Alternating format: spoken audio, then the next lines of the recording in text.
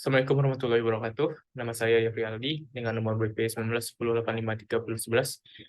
Di kesempatan kali ini saya akan mempresentasikan skripsi saya yang berjudul Analisis Kebijakan Thailand dalam Melawan Labor Trafficking pada tahun 2015 sampai 2022. Latar belakang, salah satu isu politik yang terus mengalami perkembangan adalah human trafficking. Human trafficking sendiri marak terjadi di negara-negara berkembang, salah satunya adalah Thailand. Posisi Thailand yang berada di tengah-tengah kawasan Asia Tenggara dikelilingi oleh negara-negara miskin, menjadikan Thailand sebagai tempat transit, tujuan, dan juga sumber dari kejahatan tersebut. Labor trafficking sendiri telah lama terjadi di Thailand. Thailand mengalami pertumbuhan eksponensial di bidang industri ikan yang berdampak langsung terhadap kebutuhan tenaga kerja buruh di sektor 3D jobs, yaitu difficult, dirty, and dangerous, yang kurang diminati oleh masyarakat Thailand. Hal tersebut menyebabkan suplai dan demand pekerja buruh menjadi tidak seimbang. Pemerintah maupun perusahaan harus mencari tenaga kerja dari luar, dan hal tersebut berdampak terhadap jumlah imigran di Thailand yang terus meningkat.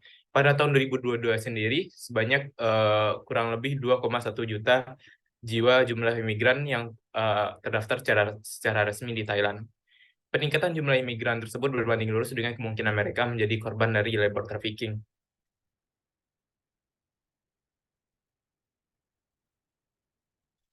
Pemerintah Thailand telah mengambil langkah-langkah seperti upaya dalam membuat MOU kerjasama tenaga kerjaan bersama Kamboja, Laos, dan Myanmar dalam upaya mengatur dan menekan jumlah imigran ilegal.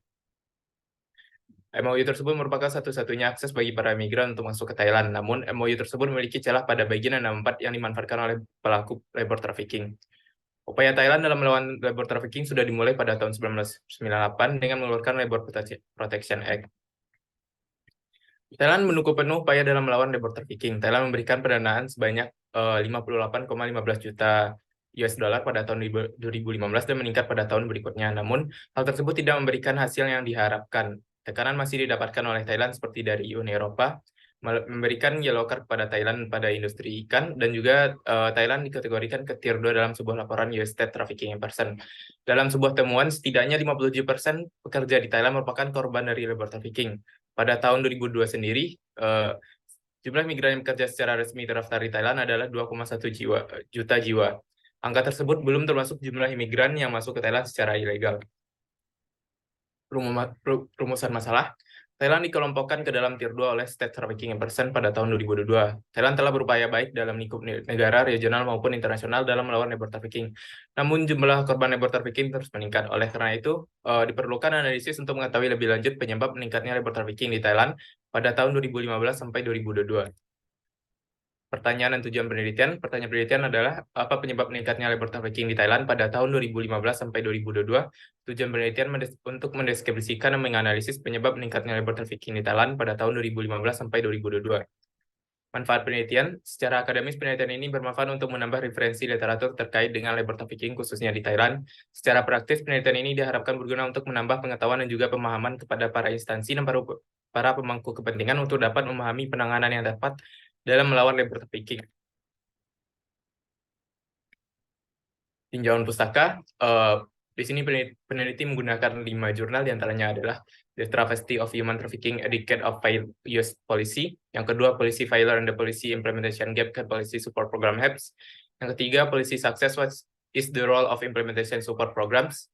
Yang keempat adalah Human Trafficking in Thailand, The Complex Contextual Factor. Dan yang terakhir adalah Assessing Effort of the Government of India and the United Nations Office on Drugs and Crime in Tackling Bread Trafficking.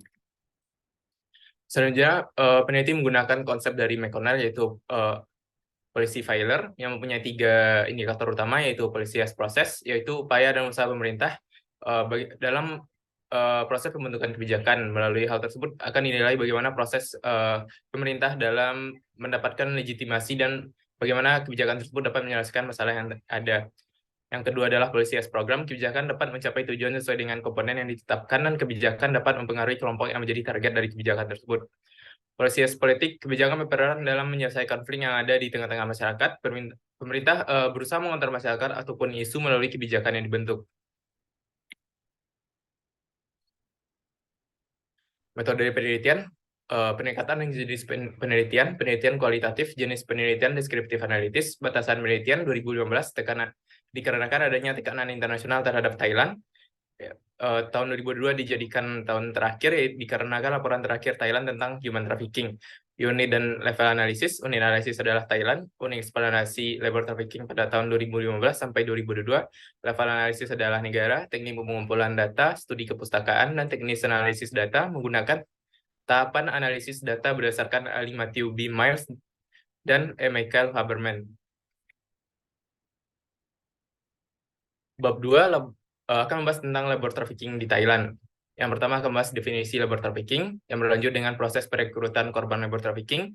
Yang kedua, dampak labor trafficking, akan melihat dampak labor trafficking terhadap individu, politik, dan ekonomi.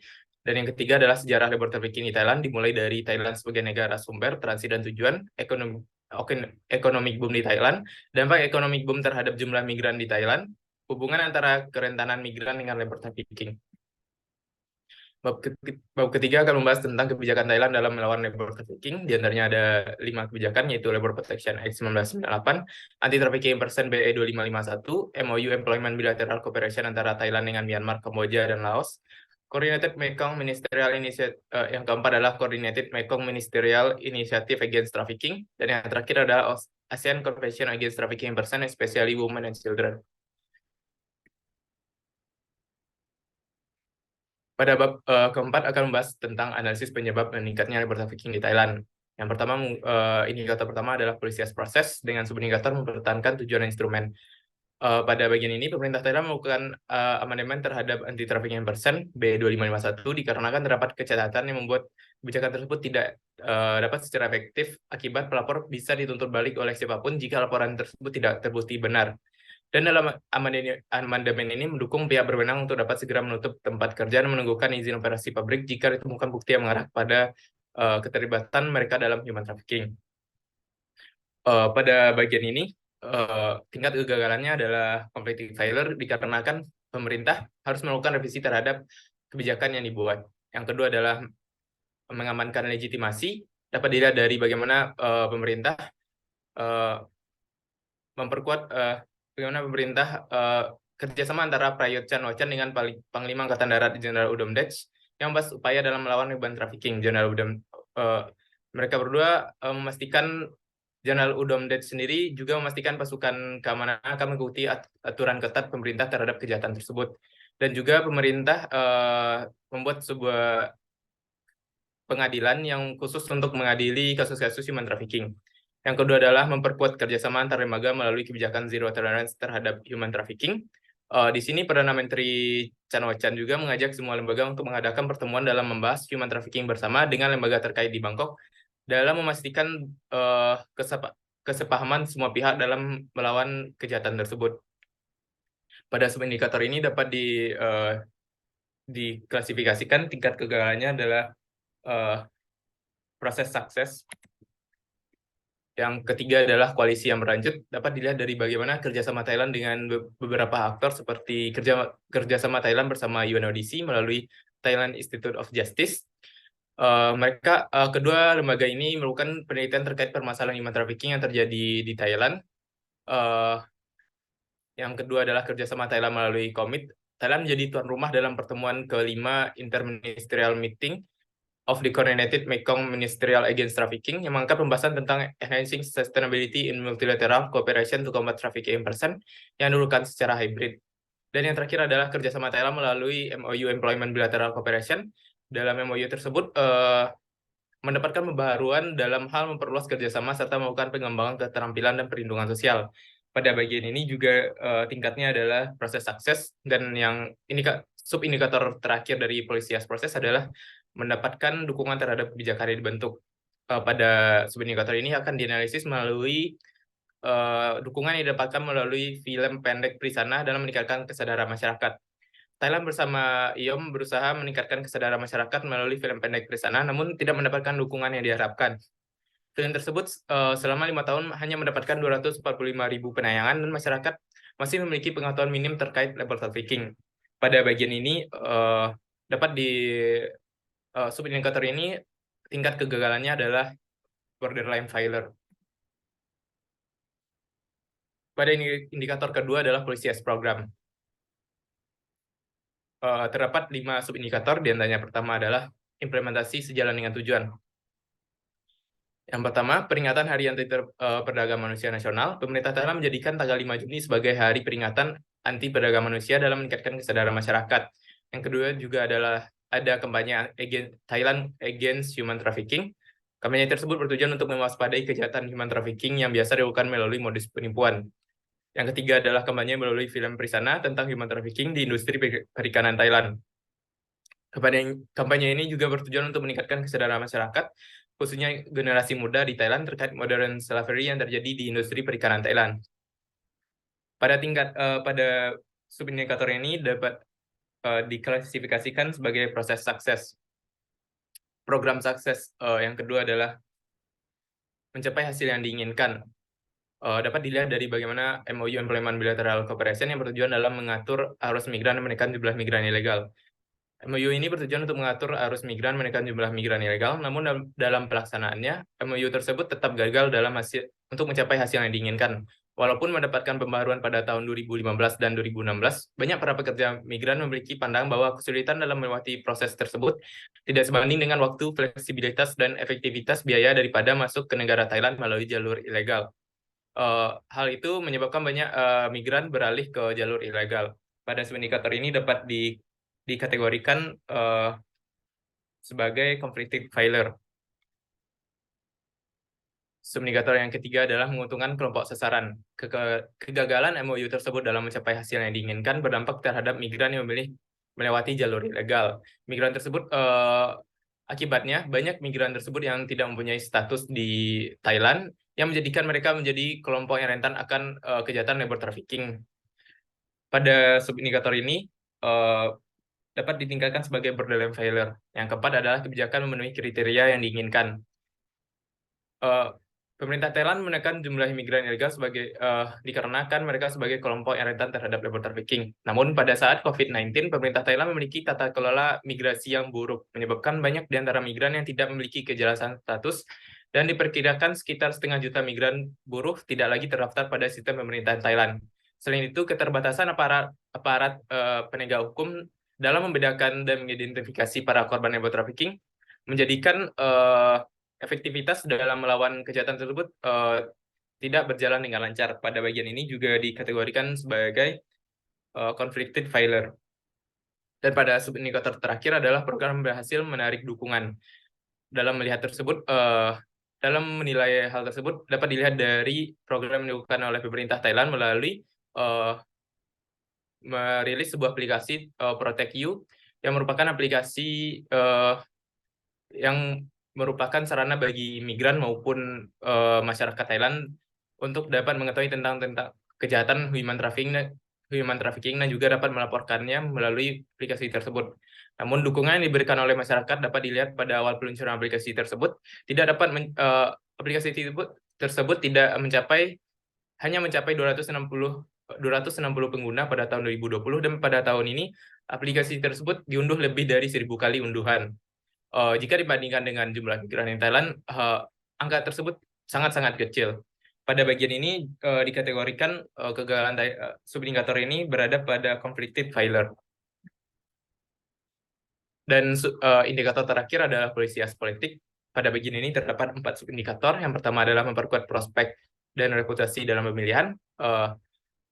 Perdana Menteri Prayut Chan-o-cha sebagai Perdana Menteri Thailand yang menginisiasi perlawanan terhadap segala bentuk human trafficking kalah pada pemilu 2023 yang dikalahkan oleh Partai Move Forward dan Pheu Thai yang masing-masing mendapatkan suara sebanyak 152 bangku, oleh Partai Move Forward dan Pheu Thai sebanyak 141 kursi. Sedangkan partai yang dipimpin oleh Prayut sendiri yang bernama United Thai National Party hanya mendapatkan 36 bangku. Pada bagian ini dapat dikategorikan tingkat kegagalannya adalah borderline failure. Pada subindikator yang kedua adalah mempermudah urusan pemerintah.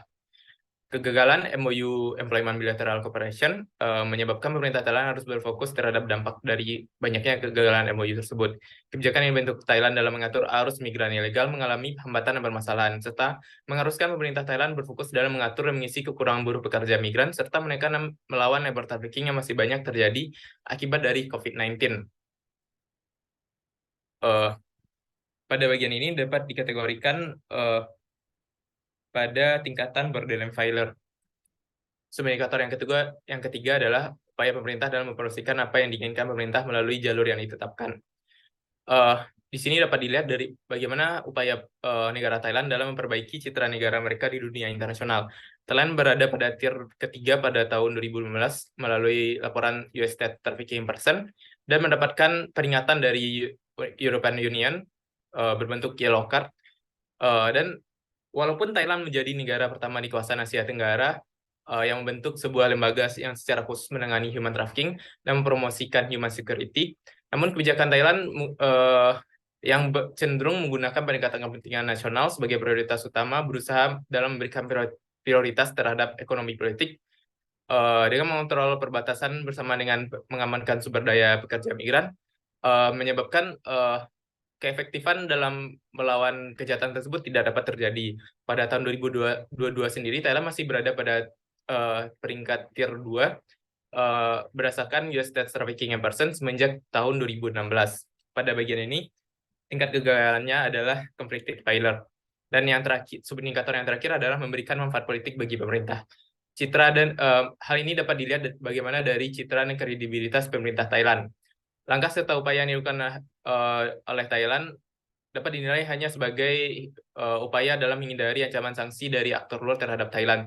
Selain itu, pemerintah Thailand juga kehilangan kredibilitas dan sulit mendapatkan kepercayaan publik dikarenakan ketertutupan Thailand terhadap kritikan ataupun menutup kebebasan pendapat dari masyarakat Thailand melalui hukum Le Majesté. Dan banyaknya terjadi kasus korupsi pada lembaga Komite Anti Trafficking Person ya di Thailand menyebabkan upaya yang dilakukan tersebut dan juga kepercayaan publik semakin menurun. Pada bagian ini dapat dikategorikan kegagalannya adalah pada borderline failure. McConnell sendiri menjelaskan ada tiga pola dari policy failure. Di antaranya adalah proses sukses dan program atau politics failure. Yang kedua adalah political success dan program failure. Yang ketiga adalah program sukses dan political failure. Pada penelitian ini ditemukan bahwa polanya adalah proses sukses dan program or politic failure. Pemerintah Thailand berhasil dalam membentuk kebijakan dengan mendapatkan dukungan dari otoritas terkait serta berhasil dalam membangun kerjasama yang berkelanjutan. Namun Thailand gagal dalam mencapai hasil yang diinginkan seperti MOU yang gagal dalam mengatur arus dan menekan migran ilegal, dan kegagalan penegak hukum dalam mengidentifikasi labor trafficking yang terjadi. Dan bagian politik adalah dari kebijakan tersebut kebijakan tersebut tidak mendapatkan manfaat bagi pemerintah yang dapat dilihat dari kegagalan Prayut pada pemilu 2023 dan kebijakan yang dibentuk mempersulit urusan pemerintah dan mengharuskan pemerintah fokus terhadap dampak dari kegagalan tersebut. Dan juga pemerintah Thailand citra negara Thailand di dunia internasional masih banyak mendapatkan kritikan dari dunia internasional seperti NGO yang merilis laporan tentang kegagalan Thailand. Kesimpulan, melalui konsep policy failure ditemukan bahwa kebijakan yang dibentuk Thailand menyebabkan arus migran ilegal di Thailand menjadi tidak teratur dan tidak terkontrol. Permasalahan migran ilegal telah menjadi faktor utama dari terjadinya labor trafficking. Hal tersebut dikarenakan migran legal maupun migran ilegal merupakan kelompok yang rentan terhadap kejahatan labor trafficking. Namun, migran ilegal menjadi kelompok sasaran utama bagi pelaku labor trafficking dikarenakan lebih mudah untuk ditipu dikarenakan status mereka yang tidak jelas, tidak adanya dokumen perjalanan, ketakutan terhadap deportasi, kurangnya pengetahuan mereka terhadap hak hukum mereka, perbedaan bahasa dan akses yang terbatas terhadap lembaga otoritas maupun orang-orang yang berada di lingkungan pekerjaan mereka menyebabkan hal tersebut dapat terjadi. Saran, peneliti berharap bahwa pemerintah Thailand dapat secara efektif menyadari kegagalan yang terjadi pada kebijakan yang telah dibentuk, agar upaya yang dilakukan oleh Thailand dalam melawan labor trafficking dapat berjalan secara efektif ke depannya. Sekian, terima kasih.